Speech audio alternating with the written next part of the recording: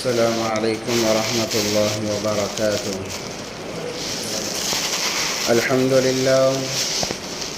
الحمد لله كفى وسلام على عباده الذين اصطفى. أما بعد، قال الله تبارك وتعالى في القرآن المجيد والفرقان الحميد: فأعوذ بالله من الشيطان الرجيم. بسم الله الرحمن الرحيم. يا أيها الذين آمنوا قوا أنفسكم وأهليكم نارا وقودها الناس والحجارة. وقال تعالى في مقام آخر: وأمر أهلك بالصلاة واصطبر عليها لا نسألك رزقا نحن نرزقك والعاقبة للتقوى. صدق الله العظيم. قال النبي صلى الله عليه وسلم: مروا أولادكم بالصلاة وهم أبناء 7 سنين واضربوهم عليها وهم أبناء 10 سنين وفرقوا بينهم في المضاجع. وقال النبي صلى الله عليه وسلم: خيركم من تعلم القرآن وعلمه، أو كما قال صلى الله عليه وسلم. اللهم صل على سيدنا مولانا محمد في أول كلامنا. اللهم صل على سيدنا مولانا محمد في أوسط كلامنا. اللهم صل على سيدنا مولانا محمد في آخر كلامنا. اللهم لك الحمد كما أنت أهله، فصل على محمد كما أنت أهله، وافعل بنا ما أنت أهله، فإنك أنت أهل التقوى وأهل المغفرة. اللهم صل على محمد كلما ذكره الذاكرون، وصل على محمد كلما غفل عن ذكره الغافلون. رب اشرح لي صدري ويسر لي أمري واحلل عقدة من لساني يفقه قولي. اللهم صل على محمد وآله ألف مرة. اللهم صل على محمد وآله ألف مرة. اللهم صل على محمد وآله ألف مرة.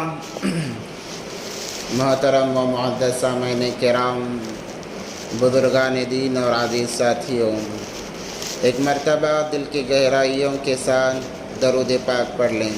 اللہم صلی علی سیدنا محمد وعلی آل سیدنا محمد وبارک وسلم. معزز سامعین کرام، جیسا کہ آپ نے گزشتہ ہفتہ سنا، اللہ تبارک و تعالیٰ نے کسی مخلوق کو بیکار پیدا نہیں فرمایا، اس کے مقاصد بیان فرمائے، اور انسان کو جاہل نہیں چھوڑا، بلکہ جس وقت میں جس چیز کے علم کی ضرورت ہے اللہ تبارک و تعالیٰ نے ایک کے بعد دیگر احکامات لائے کہ کس کے کیا حکام ہیں. جیسے میں نے کہا، بچہ ہے، بچے کے احکام بیان کیے گئے، جوانی کے احکام، میاں بیوی ہیں تو ان کے احکام، الغرض مرنے تک کے احکام اللہ تبارک و تعالیٰ نے قرآن پاک کے اندر مکمل طور پر وضاحت کے ساتھ بیان فرما دیا کہ یہ فلاں چیز کے احکامات ہیں. اور اللہ تبارک و تعالیٰ نے انسانوں پر بے انتہا نعمتوں کی بارش کو برسایا ہے. یہ اللہ کا کرم ہے کہ اللہ تبارک و تعالیٰ نے بن مانگے، کسی انسان نے اللہ سے مطالبہ نہیں کیا یا اللہ تو دنیا میں بھیج رہا ہے صحیح سلامت بھیجنا، اور جو مجھے دنیاوی اعتبار سے جن چیزوں کی ضرورت ہے وہ تمام دے کر بھیجنا. کسی انسان نے مطالبہ نہیں کیا. یہ اللہ کا کرم کہ اللہ تبارک و تعالیٰ نے بن مانگے جیسے ہی انسان بنا دیا. انسان کے لیے جن چیزوں کی ضرورت ہے وہ تمام اللہ تبارک و تعالیٰ نے مہیا کر دی، عطا فرما دی. اللہ کا احسان ہے. اسی لیے انسان سے کہا جاتا ہے انسان کو کم از کم دن میں 5 مرتبہ اللہ کے دیار میں آ کر، اللہ کے دربار میں آ کر اللہ کا شکر بجا لانا چاہیے کہ یا اللہ تیری کیا بہترین ذات ہے، تو نے بن مانگی یہ چیزیں مجھے عطا فرما دی. آج مخلوقات مانگنے پر نہیں دیتی ہے، منہ موڑ لیتی ہے. یا اللہ یہ تیرا ہی کرم ہے، تو نے ہی مجھے یہ سب چیزیں بن مانگے دی ہے. اللہ کا شکر بجا لانا چاہیے. انہی نعمتوں میں سے اللہ تبارک و تعالیٰ نے اولاد کی نعمت بھی عطا فرمائی ہے۔ جیسے میں نے کہا احکام، جیسے ہی اولاد آ گئے احکام لاگو ہو جاتے ہیں۔ بچہ بالغ نہیں ہوا، نماز کے کوئی احکام نہیں۔ میں نے احادیث مبارکہ کا ایک ٹکڑا پڑھا، نبی پاک صلی اللہ علیہ وسلم نے فرمایا مروا اولادکم وہم ابناء 7 سنین، اپنے بچوں کو نماز کا حکم کرو، ابھی فرض نہیں ہے، جب ان کی عمریں 7 سال کو پہنچی ہیں، عادت ڈالنے کے لیے تاکہ بچوں کو عادت ہو جائے، بعد میں وہی چل کر پختہ عزائم بن جائیں، ابھی فرض نہیں ہوئی ہے۔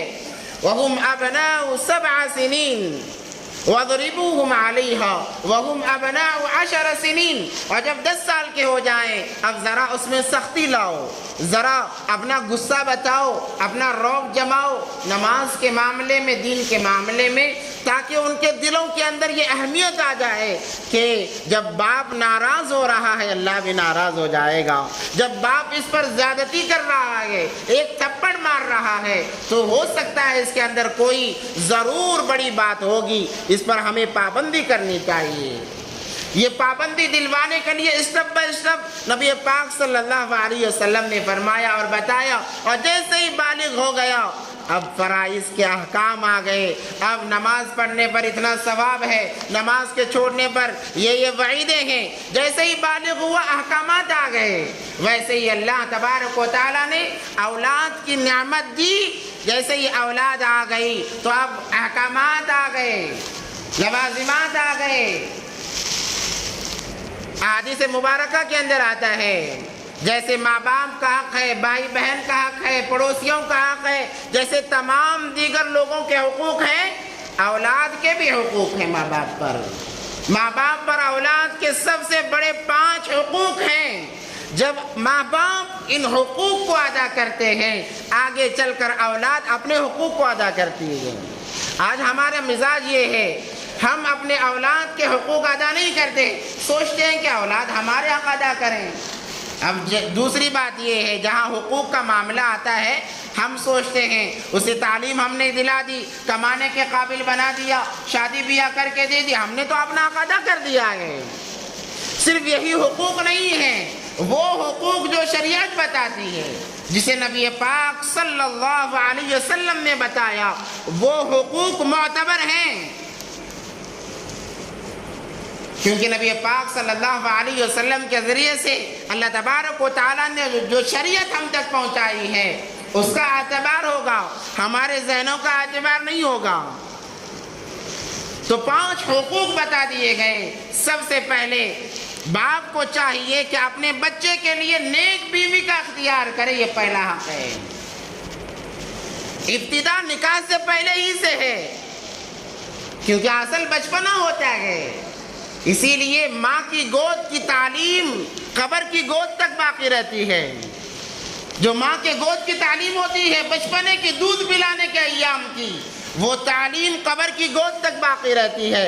یہاں نظام بگڑا، وہ قبر کی گود تک نظام بگڑتا رہے گا۔ اسی لیے بچوں کے معاملے میں شریعت بڑی گہری فکر رکھتی ہے۔ علماء بڑی تاکید سے کہتے ہیں کہ بچوں کی زندگیوں کو ضائع نہ کرو، تمہارا بڑھاپا ضائع ہو جائے گا، تمہاری زندگیاں ضائع ہو جائیں گی۔ تو سب سے پہلے نیک بیوی، نیک ماں اپنی اولاد کے لیے اختیار کرے۔ میں بحث میں نہیں جاؤں گا، مختصر عرض کرتا چلوں۔ اور دوسری بات، جیسے ہی نکاح ہو گیا اللہ تبارک و تعالیٰ نے میاں بیوی کا جوڑا باندھ دیا، اب اولاد کا نمبر آیا۔ جیسے ہی اولاد پیدا ہوئی سب سے پہلے 2 کام کرنا ہے، ایک اپنے بچے کا بہترین نام رکھے، اور اللہ نے اگر طاقت دی ہے اس کا عقیقہ کرے، یہ سنت ہے، یہ دوسرا کام ہے۔ اور تیسرے نمبر پر جو سب سے تاکید کے ساتھ، اہمیت کے ساتھ جس چیز کو بیان کیا گیا وہ یہ ہے کہ اس کے دین کی فکر کرے، اس کے ایمان کی فکر کرے۔ آج مجھے اسی پر بات کرنی ہے۔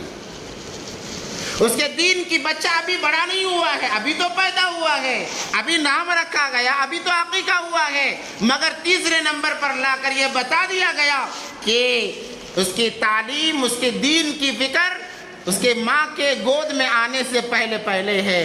اسی لیے ہم کیا کرتے ہیں، جیسے ہی بچہ پیدا ہوتا ہے ماں کے گود میں دینے سے پہلے کہتے ہیں کہ اذان، یہ مستحب عمل ہے کہ بچہ ماں کی گود میں جانے سے پہلے ایک کان میں اذان دی جائے اور کان میں اقامت کہی جائے۔ اذان اور اقامت کا دینا اس بات کی علامت ہے، دلیل ہے کہ اب یہ بنیاد پڑ چکی ہے۔ یہ جیسے جیسے ترقی کرتا جائے گا، زندگی کے مرحلے طے کرتا جائے گا، اسے دین میں پختہ ہوتے چلے جانا ہے، اس کے دین کی فکر کی جائے، اور اس پر بہت زیادہ زور دیا گیا ہے دین کی فکر کے معاملے میں اولاد کی، کیونکہ یہ ہمارے زندگی اور آخرت کا سوال ہے۔ بچہ دیندار رہا، ہماری دنیا بھی صحیح سالم رہے گی اور ہماری آخرت کے اندر ہمیں بے انتہا اجر دیا جائے گا، مقام کو بڑھا دیا جائے گا۔ اگر بچہ بے دین بنا، دنیا تو بگڑے گی ہی بگڑے گی۔ یہ بچہ جیسے ہی جوان ہو جائے گا، سب سے پہلے جو اس نے بچپنے میں سبق سیکھا ہے، جو اسے پڑھایا گیا ہے، اس کو دہرائے گا۔ وہ کیا؟ ماں باپ کی نافرمانی، ماں باپ سے بغاوت، زبان درازی، یہ بچپن میں اس نے سیکھا ہے، وہ جوان ہوتے ہی اس چیز کو پہلے دہرائے گا۔ اس لیے اپنے اولاد کا، اپنے بچوں کا بچپنا درست کرو۔ حدیث کی یہی تعلیم ہے کہ اس کا بچپنا سنور جائے۔ سنورتا کیسے؟ دین کے ذریعے سے۔ آج ہم بچہ جیسے ہی حمل قرار پا گیا، ہم سوچتے ہیں کہ ہم اپنے بچے کو ڈاکٹر بنائیں گے، فلاں جیسا ڈاکٹر ہے ویسا ڈاکٹر بنائیں گے، فلاں جیسا انجینئر ویسا انجینئر، وہ جیسا لائر ہے ویسا لائر۔ اب جیسے ہمارے دلوں کے خیالات ہیں، وہ تاثرات جانے انجانے میں ہمارے بچوں کی زندگیوں میں آتے چلے جاتے ہیں، یاد رکھیں۔ اس لیے اپنی سوچ کو پاک رکھنی چاہیے۔ بخاری شریف کی پہلی حدیث یہی ہے، انما الاعمال بالنیات، اعمال کا دار و مدار تو نیتوں پر ہے۔ آپ جیسا دلوں میں سوچو گے، اللہ کی طرف سے فیصلے ویسے آئیں گے۔ ہم یہ خیال نہیں کرتے کہ ہم اسے اللہ والا بنائیں گے، نبی سے محبت کرنے والا بنائیں گے، اسے ولایت تک پہنچائیں گے، یہ ہمارے ذہنوں میں خیالات نہیں آتے ہیں۔ ہم نے ظاہر دنیا کو دیکھا ہے کہ دنیا بن جائے، کیونکہ ہمارے مرنے کے بعد ہمارے بچے کا کیا ہوگا۔ ہم نے یہ سوچا ہے، کبھی یہ نہیں سوچا کہ بچوں کے مرنے کے بعد خود ان کا کیا ہوگا اگر زندگی میں دین نہ رہا ہو۔ جو میں نے آپ حضرات کے سامنے آیت مبارکہ پڑھی، یا ایھا الذین آمنوا قوا انفسکم واہلیکم نارا۔ حضرت عمر فاروق رضی اللہ تعالیٰ عنہ نے جب اس آیت کو سنا، نبی پاک صلی اللہ علیہ وسلم کے پاس گئے، روح المعانی کے اندر بڑی تفسیر سے وضاحت کی ہے، کہا اللہ کے نبی یہ تو سمجھ میں آتا ہے کہ اپنے آپ کو جہنم کی آگ سے بچایا جائے، مگر یہ بات سمجھ میں نہیں آتی اہل و عیال کو کیسے بچایا جائے۔ نبی پاک صلی اللہ علیہ وسلم نے فرمایا، جیسے تو اپنے آپ کو جہنم سے بچانے کی فکر کرتا ہے، ویسے ہی اپنے اہل و عیال، بیوی بچوں، خاندان والوں کو جہنم سے بچانے کی فکر کر، یہی اس سے مراد ہے۔ اپنے اولاد کے دین کی تعلیم کے معاملے میں ہم بڑے سست نظر آتے ہیں، حالانکہ اس پر بڑا زور دیا گیا ہے۔ قیامت کے دن اللہ تبارک و تعالیٰ کے دربار میں یہ اولاد ہمارا گریبان پکڑے گی۔ صرف ہمارا نمازی بن جانا کافی نہیں ہے، ہمارا روزہ دار بن جانا کافی نہیں ہے۔ ہم نے یہ سوچ لیا میں تو نمازی ہوں، پہلی صف میں نماز پڑھتا ہوں، زکوٰۃ ادا کرتا ہوں، روزہ رکھتا ہوں، اور کیا ہے، اپنا معاملہ درست ہو جائے بات ختم ہے۔ نہیں، نبی پاک صلی اللہ علیہ وسلم کی حدیث، کلکم راع وکلکم مسئول عن رعیتی، ہر ایک کو اس کے ماتحتوں کے بارے میں سوال ہوگا۔ باپ ہے، بیوی بچوں کے بارے میں پوچھا جائے گا، جو گھر کا ذمہ دار ہے گھر والوں کے بارے میں اس سے پوچھا جائے گا، محلے کا ذمہ دار ہے محلے والوں کے دین کے بارے میں اس سے پوچھا جائے گا۔ تو نے دنیا کی تو فکر کی ہے، دین کی کیا فکر کی؟ باپ سے پوچھا جائے گا، دنیا کی فکر تو نے بہت کی ہے، انکار نہیں کیا جاتا، ان کے دین کی تو نے کیا فکر کی ہے، ان کے نمازوں کی کیا فکر کی ہے، ان کے روزے کی، صدقہ خیرات کی تو نے کیا فکر کی ہے، یہ سوال ہوگا کل قیامت کے دن۔ تو سب سے پہلے اپنے اولاد کو دیندار بنائیں، ان کا تعلق دین سے جوڑیں، اللہ کی پہچان بچپنے ہی سے کرائیں، کیونکہ بچپنے میں جو حاصل کیا جاتا ہے وہ قبر تک باقی رہتا ہے۔ جیسے ہی تعلیم کا معاملہ آتا ہے، ہم سوچتے ہیں کہ ہم تو اپنے بچوں کو پڑھا رہے ہیں، دنیاوی تعلیم دلا رہے ہیں۔ تعلیم سے مراد دنیاوی تعلیم نہیں ہے، یہ زندگی گزارنے کے لیے یہ فنون ہے، وقتی ضرورت۔ جیسے ہی سانس ختم، تمام فنون پر پانی پھیر دیا جائے گا، کوئی فن کام نہیں آئے گا۔ ڈاکٹر پڑھا ہے، ڈاکٹری پڑھا ہے، وہ کچھ کام نہیں آئے گی۔ انجینئر بنا، وہ کچھ کام، تمام ڈگریاں ڈھیر کی ڈھیر کورے کاغذ بن کے رہ جائیں گے۔ اسی لیے انہیں علم سے تعبیر نہیں کی جاتی ان چیزوں کی، یہ تو فنون ہے۔ نبی پاک صلی اللہ علیہ وسلم کا فرمان، العلم ثلاثۃ، علم تین چیزیں ہیں، علم تین چیزیں ہیں، آیت محکمۃ، سنت قائمۃ، او فریضۃ عادلۃ، وما کان سوى ذلك فضل۔ قرآن کا علم، حدیث کا علم، اس سے جو احکامات نکلتے ہیں اس کا علم، اس کے علاوہ جتنی چیزیں ہیں وہ زیادتی ہے، بس وہ فنون میں شامل ہیں۔ یہ علم حاصل ہوگا، مرنے کے بعد سے اس کا پاور سمجھ میں آئے گا۔ قرآن کی تلاوت کرنے کا پاور قبر کے اندر داخل ہوتے ہی سمجھ میں آئے گا۔ قرآن کی تلاوت کا کیا پاور ہے، حافظ قرآن کا پاور میدان محشر میں پتہ چلے گا۔ نفسا نفسی کا عالم ہے، ہر کوئی ادھر ادھر بھاگ رہا ہے، ہر کوئی نفسا نفسی کے عالم میں ہے، یہاں تک کہ انبیاء بھی نفس نفسی کے عالم میں ہیں۔ ہر ایک کو اپنی فکر پڑے گی کہ میرا بیڑا پار ہو جائے، میں کامیاب ہو جاؤں، میں نجات پا جاؤں، ہر ایک کو اپنی فکر لگے رہے گی۔ مگر جس کا بچہ حافظ قرآن بنا ہے، جس ماں باپ نے اپنے بچے کو حافظ قرآن بنایا ہے، وہ بچہ والدین کو تلاش کرے گا، وہ بچہ والدین کو تلاش کرے گا کہ میرے ماں باپ کہاں ہیں، آج ان کا اکرام ہونا ہے، آج انہیں اعزاز دینا ہے۔ جیسے ہم ایک مجلس لگتی ہے، شادی کی مجلس لگی، دلہے کو تلاش کیا جاتا ہے، بھائی دلہا کہاں ہے، اسی کا تو اکرام ہونا ہے، اسی کے بارے میں تو مجلس لگائی گئی ہے۔ جس مقصد کے لیے مجلس لگائی جاتی ہے، ان لوگوں کو تلاش کیا جاتا ہے۔ میدان محشر کی جو مجلس ہوگی، جن کی اولاد حافظ قرآن ہوگی، ان کے اعزاز کے لیے ہوگی۔ اب بچہ ماں باپ کو تلاش کرے گا، اندازہ لگائیں کیا مقام ہوگا جب میدان محشر میں تمام انسانیت جب نفسا نفسی کے عالم میں ہوگی، ہر کوئی نفسی نفسی کہہ رہا ہوگا۔ اس وقت میں آواز دیا جائے گا، فلاں کے باپ کو بلایا جائے، اس کی ماں کو بلایا جائے۔ تمام انسانیت کے سامنے انہیں تاج پہنایا جا رہا ہے، وہ بھی معمولی تاج نہیں ہے۔ حدیث مبارکہ کے اندر آتا ہے، اتنا روشن چمکدار ہوگا، سورج اس کے سامنے پھیکا پڑ جائے گا۔ وہ تاج کو رکھا جائے اور ایک طرف سورج کو رکھا جائے، گویا یوں محسوس ہوگا کہ سورج کی کوئی روشنی ہی نہیں ہے، وہ سورج جو ساری دنیا کو روشن کرتا ہے۔ اعزاز کا تاج پہنایا جائے گا۔ کل قیامت کے دن وہ اکرام ہوگا اور کھڑا کیا جائے گا، کہا جائے گا، اے حافظ قرآن، تو نے دنیا کے اندر قرآن کو سینے میں رکھا ہے، قرآن کے علم کو حاصل کرنے کی فکر میں لگا رہا، آج تجھے اختیار ہے۔ ایسے بات حدیث کے اندر اختلاف ہے، بعض محدثین کہتے ہیں 10 آدمیوں کو جن پر جہنم واجب ہو گئی ہے، اختیار دیا جائے گا کہ جاؤ اور ایک ایک کو جہنم سے نکال کر جنت کے اندر لے جاؤ۔ اور بعض محدثین کہتے ہیں 10 خاندانوں کو کہا جائے گا، جاؤ، 10 خاندانوں کو تمہیں اختیار دیا جاتا ہے کہ جاؤ اپنے اپنے خاندان جو تمہیں زیادہ محبوب ہیں، 10 خاندان والوں کو، اس میں جتنے لوگ آ جائیں گے اس کا شمار نہیں ہے، تمام کو جنت کے اندر لے جاؤ۔ یہ اکرام ہوگا صرف حافظ بننے والے کے لیے نہیں، جس کے والدین نے یہ فکر کی میرا بچہ قرآن کی تعلیم حاصل کرے اور مدارس کے اندر سے داخل کرایا، مکاتب کے اندر اسے داخل کرایا، اور بچے نے ناظرہ قرآن پڑھا ہے، بس نہ حافظ بنا نہیں ہے، ناظرہ قرآن پڑھا ہے۔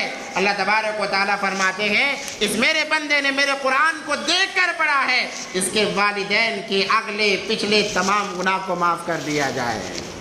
صرف ناظرہ قرآن پڑھانے پر یہ فضیلتیں ہیں۔ آج ہم کہاں گم ہیں؟ دنیاوی تعلیم تو حاصل کرنا ہی ہے، مگر ذرا تعلق دین سے جوڑ دیں۔ ہم کہتے ہیں میرا بیٹا بڑا ڈاکٹر ہے، بڑا انجینئر ہے، ہاں ذرا سا بے دین ہے، دینداری ذرا کم ہے۔ یہ ذرا دینداری کم ہونا یہ معمولی بات نہیں ہے، اسی پر تو کامیابی کا مدار ہے۔ بڑی شان سے ہم کہتے ہیں کہ بڑا لائر ہے، ڈاکٹر ہے، انجینئر ہے، جج ہے، مگر ذرا دین سے دور ہے۔ گویا ایسے ہی ہوا کہ انسان صحیح سلامت ہے، ذرا سی جان نکل گئی ہے، بس ذرا سی جان نکل گئی ہے۔ انسان تو برابر ہے، روح نکل گئی ہے، بس باقی سب کچھ ٹھیک ہے۔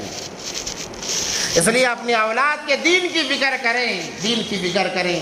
دنیاوی فنون وہ آپ نہ چاہیں تب بھی انسان کسی نہ کسی فن میں ماہر ہوتا ہے، یاد رکھیں۔ وہ کسی نہ کسی کام میں ضرور ماہر بن جاتا ہے، چاہے محنت کرے یا نہ کرے، مگر دین کے لیے محنت کرنی پڑے گی۔ آج ارتداد کا ماحول چل رہا ہے، ہر جگہ دین کے لٹیرے بیٹھے، ایمان کے لٹیرے بیٹھے ہیں۔ ہم کیا کرتے ہیں، جیسے ہی بچہ 3 سال کا ہو گیا ہم اسکول والوں کے حوالے کر دیتے ہیں۔ اب وہاں اس کچے ذہن کے اندر کتے بلی کے نام یاد دلوائے جا رہے ہیں، ان کے صفات رٹوائے جا رہے ہیں۔ جب اس ذہن کے اندر، کمزور ذہن کے اندر کتے بلی کے صفات، ان کے نام انہیں یاد کرائے جائیں، بعد میں چل کر اس کے کام بھی انہی جیسے ہوں گے، عادات انہی جیسے ہوں گے۔ اس لیے ہمارے بچوں کا اگر ہم ایمان صحیح سلامت رکھنا چاہتے ہیں تو ان کا تعلق مدارس و مکاتب سے ہمیں جوڑنا ہے۔ اس لیے آج علماء کا ایک نعرہ لگا ہوا ہے کہ اگر کسی کے 2 بچے ہیں، ایک کو اللہ کے لیے مدرسے میں ڈال دیں، تاکہ ایک کے ذریعے سے دنیا بنے، ایک کے ذریعے سے آخرت بنے گی۔ ایک دنیاوی فنون میں مہارت حاصل کرے گا، ظاہری اعتبار سے آپ کی دنیا بن جائے گی، اور ایک قرآن و حدیث کی تعلیم حاصل کرے گا، اس کی برکت سے آپ کی بگڑی ہوئی دنیا بھی بنے گی، آخرت بھی بنے گی۔ اگر ہمارا ضمیر اس بات کی اجازت نہیں دیتا ہے تو کم سے کم اپنا تعلق، اپنے بچوں کا تعلق مکاتب سے جوڑیں۔ اگر ہم اپنے اولاد کی زندگیوں میں دین کو باقی رکھنا چاہتے ہیں، اگر ان کے زندگیوں میں دین کی چنگاری، ایمان کی چنگاری کو ہم دیکھنا چاہتے ہیں، ان کا تعلق خدا را مکاتب سے جوڑیں۔ آج ہمارے بچوں کی زندگیوں میں دین ہوگا، یہ دین 7 نسلوں تک چلے گا۔ اگر آج ہماری اولاد کی زندگیوں میں دین نہیں ہوگا، 7 نسلیں ہمارے دین سے محروم ہو جائیں گی، یاد رکھیں۔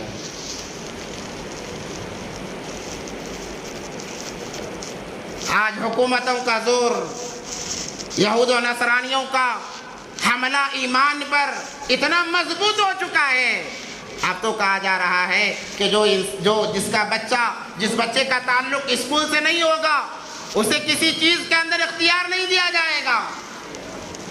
یہ کیوں کرنا چاہ رہے ہیں؟ انہیں پتا ہے اگر ان کے ایمان پر حملہ کرنا ہے، ان کے اولاد کے ایمان کو چھینو، یہ خود بخود آ جائیں گے اولاد کے پیچھے پیچھے۔ تو انہوں نے بڑا زور لگایا، اور وہ لگا رہے ہیں، اپنے مقاصد میں وہ کامیاب ہوتے جا رہے ہیں۔ ہم بے فکر بیٹھے ہوئے ہیں کہ چلو بھائی اسکول سیکھ رہا ہے، مگر وہاں پر ان کے ایمان کو چھینا جا رہا ہے۔ ہم جا کر تحقیق بھی نہیں کرتے کہ میرے بچے کو کیا پڑھایا جا رہا ہے۔ اللہ کے خلاف باتیں بس بتائی جا رہی ہیں۔ ہر اسکول کے اندر یہ معاملہ نہیں ہے، پھر جو لوگ اسکول چلا رہے ہیں وہ ناراض نہ ہو جائیں۔ ہاں، بعض وہ اسکولز بھی ہیں جہاں پر دینی تعلیم کا ایک حد تک انتظام کیا جا رہا ہے، مگر زیادہ تر یہی معاملات سامنے آ رہے ہیں، تحقیق سے یہی پتہ چلتا ہے۔ غیر محسوس طریقے سے ہم نے اپنے اولاد کے ایمان کو ہم ضائع کر رہے ہیں۔ اس لیے اور جس بچے کا یا انسان کا تعلق مساجد سے ہوتا ہے، مساجد چونکہ اللہ کے گھر ہیں، ہمارا بچہ اگر 1 گھنٹہ نکال کر مسجد میں آئے گا، اس کے لیے بڑی مشقت کا کام ہے، کیونکہ کھیلنے کا وقت ہے، ادھر ادھر جانے کا وقت ہے، مگر وہ وقت کو نکال کر ہم اسے مسجد میں بھیجیں گے، وہ جو مشقت اس پر پڑتی ہے اللہ تبارک و تعالیٰ اس مشقت کی وجہ سے اس کے ایمان کی حفاظت کرتے ہیں اور والدین کے ایمان کی بھی حفاظت کرتے ہیں۔ اور جب بچہ ہمارا مسجد میں آتا ہے، نورانی ماحول میں 1 گھنٹہ گزارتا ہے، دن پر جو اس کے ایمان کو چھیننے کی کوششیں کی جا رہی تھی، وہ 1 گھنٹے کے اندر اللہ تبارک و تعالیٰ ان تمام کوششوں کو ضائع و برباد کر دیتے ہیں۔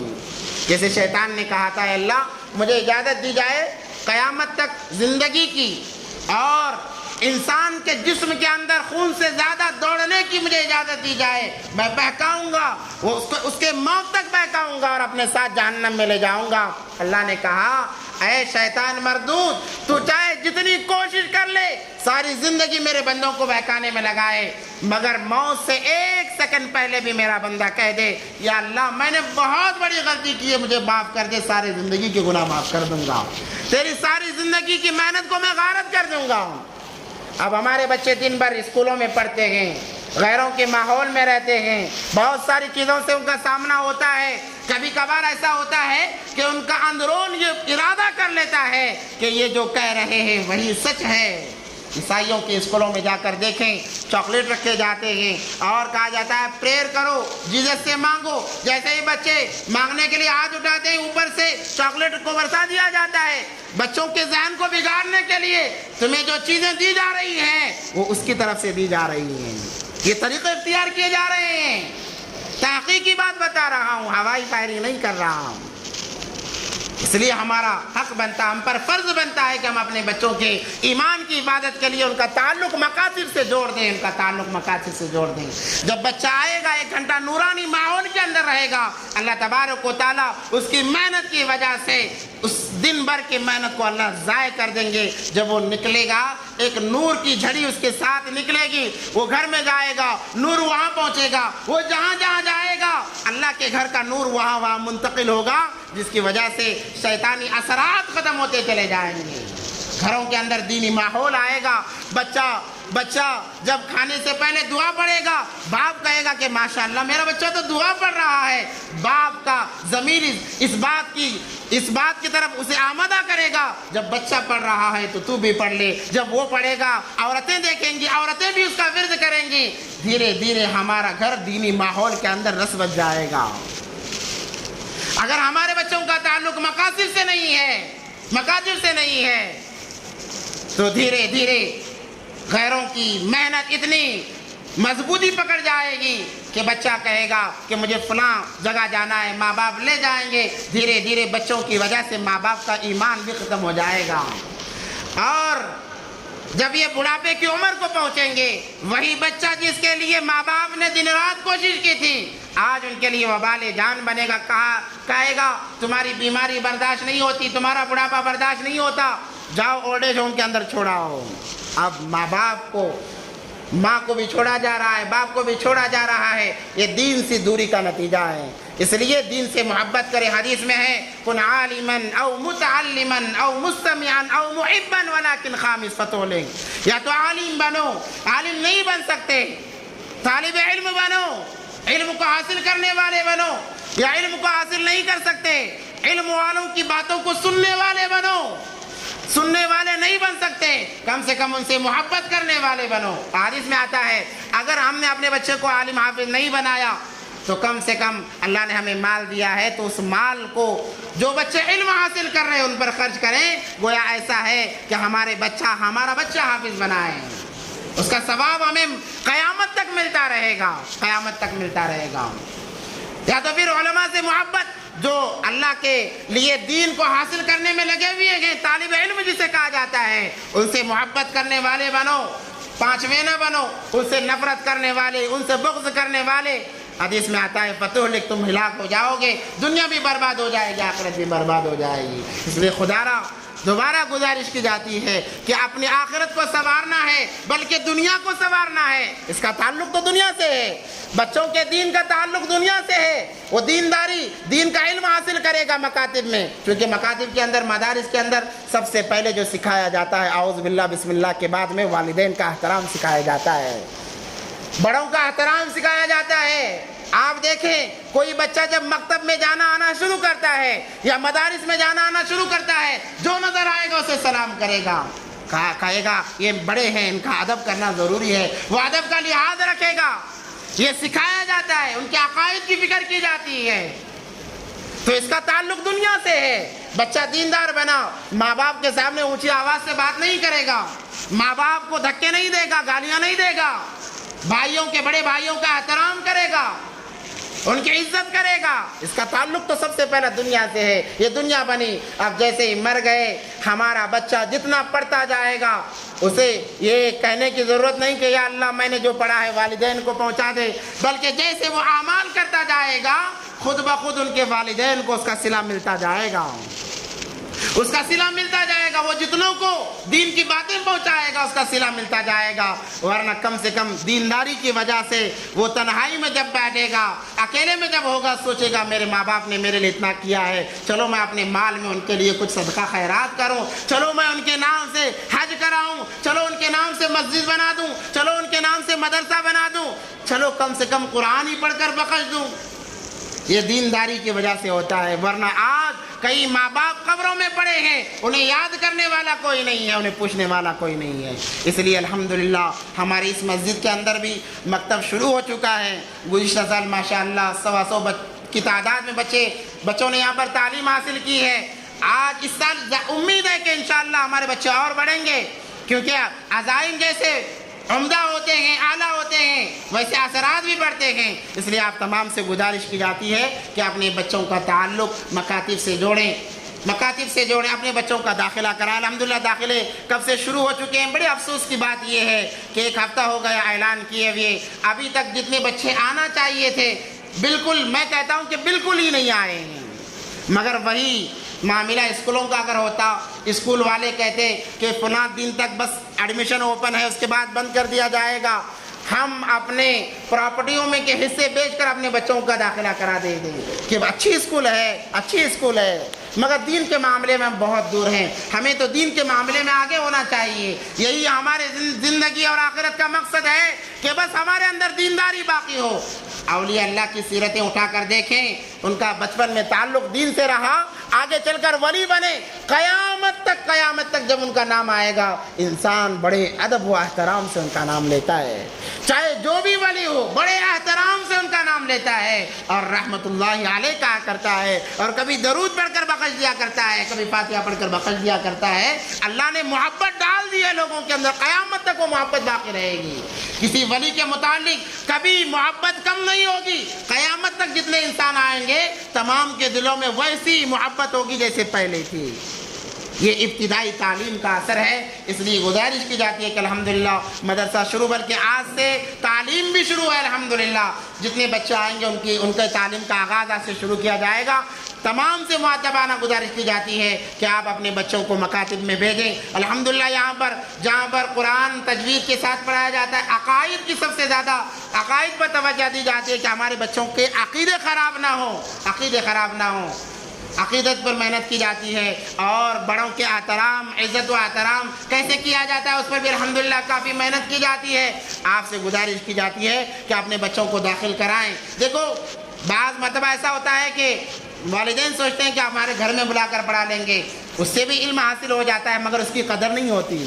گھروں میں بلا کر پڑھانے سے علم تو حاصل ہو جاتا ہے، اس کی قدر نہیں ہوتی جب تک کہ سیکھنے والا اور سکھانے والے پر کچھ مشقت نہ آ جائے۔ وہ مشقت یہی ہے کہ اپنے سے 1 گھنٹے 1-2 گھنٹے کے لیے بچے کو دور کیا جائے، اور بچے کے لیے مشقت یہ ہے کہ والدین سے وہ دور رہے، مساجد کے دینی ماحول میں رہے۔ اس پر جب اس کے بعد میں جو علم حاصل کیا جاتا ہے اس کا اثر ہمیشہ تک باقی رہتا ہے۔ اس لیے گزارش کی جاتی ہے کہ اپنے بچوں کا ایڈمیشن کرائیں، اور اپنے اڑوس پڑوس میں بھی اس بات کو چلائیں کہ الحمدللہ مسجد کے اندر مکاتب شروع ہو چکے ہیں۔ آپ کے کہنے سے، آپ کے بولنے سے اگر کوئی ایک بچہ بھی آ کر پڑھتا ہے اس کا ثواب آپ کو ملے گا، ثواب سے ہم خالی نہیں رہیں گے۔ اس لیے گزارش کی جاتی ہے، اللہ سے دعا ہے اللہ ہم تمام کو ان باتوں پر عمل کی توفیق عطا فرمائے، اور مرنے سے پہلے اللہ تبارک و تعالی ہم تمام کو سچے اور پکی توبہ نصیب فرمائے، اور اپنے بچوں کی دینی فکر کرنے کی اللہ ہم تمام کو توفیق عطا فرمائے۔ وآخر دعوانا الحمدللہ رب العالمین۔